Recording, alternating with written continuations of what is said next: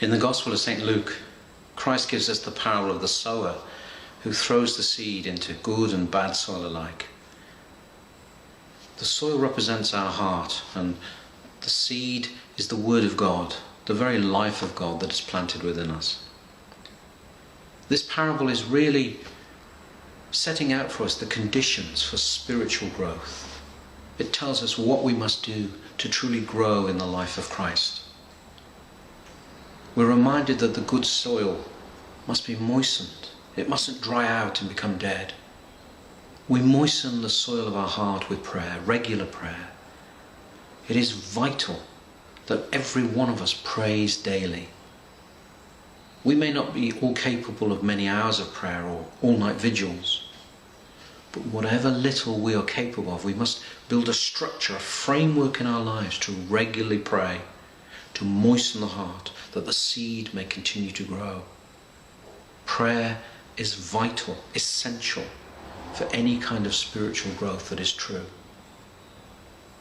And Christ warns us that the concerns of this world are like thorns that will strangle the life of the seed.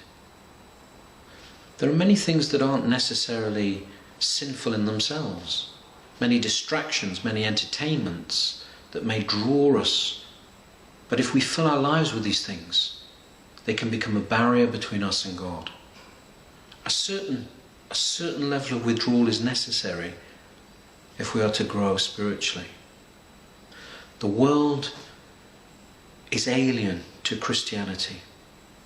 Even the very way the world thinks since the 11th and 12th centuries.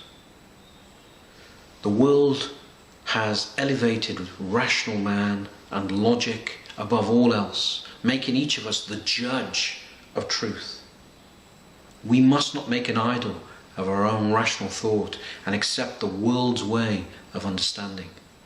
There is a truth that is greater than any kind of rational thought, that can be understood only by a heart of faith.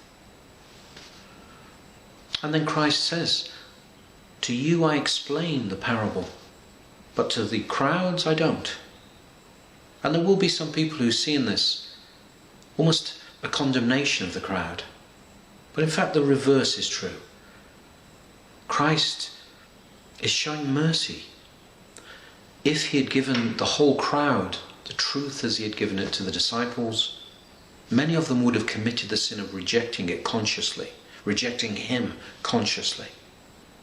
And so he gives them the parable which will remain with them, almost like a dormant seed that will sprout green new life when they are ready, when spring enters their lives. Every one of us must allow the roots of these seeds to go deep into our lives. We must place our orthodoxy, our Christian faith, at the very core of our being, the core, the center of our lives.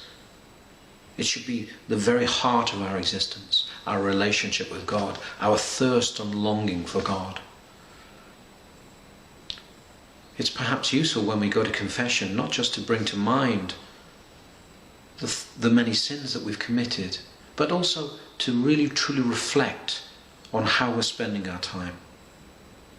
To question ourselves, how am I breaking up my day? Is it with things that are essential? Or am I wasting time? Am I killing time? This precious commodity of which we have so little. Let's become self-reflective and truly question ourselves. Am I nurturing the seed of life that God has planted within me? Adam, when he was created in paradise, was created to be the gardener of this perfect world. Christ, at his resurrection, was mistaken to be the gardener by the women who first encountered him. And in this parable, Christ calls each one of us to be the gardener of our very soul, to nurture the seed of life that God has planted within us. We remember the sower has cast the seed into every kind of soil. We may feel at times our heart is truly dry, that perhaps our spiritual life has withered, that we have been neglectful. But let us always remember and cling on to the hope that God's grace can bring life from seeds even in the worst of soils.